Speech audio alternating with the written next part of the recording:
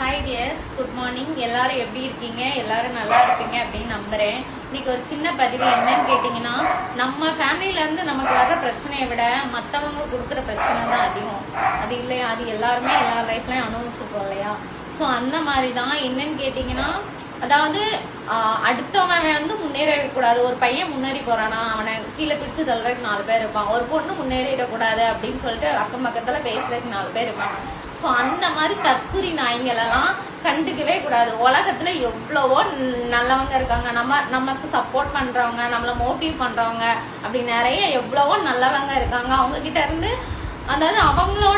அதாவது லைஃப்ல எப்பவுமே நல்ல விஷயத்த மட்டும்தான் நம்ம எடுத்துக்கணும். நமக்கு நடந்த பேட் ஹேபிட், நம்மளை சுத்தி பேசுற நாய்ங்க அவங்களெல்லாம் கண்டுக்க கூட கூடாது. ஆனா அவங்க முன்னாடி வைராக்கியமா அவனை விட ஒரு ஸ்டேஜ் நான் மேலதான் இருக்கேன்னு எப்பவுமே அவனுக்கு ப்ரூவ் பண்ணிட்டே இருக்கணும். அதுதான் அவங்களுக்கு நம்ம கொடுக்குற செருப்படி.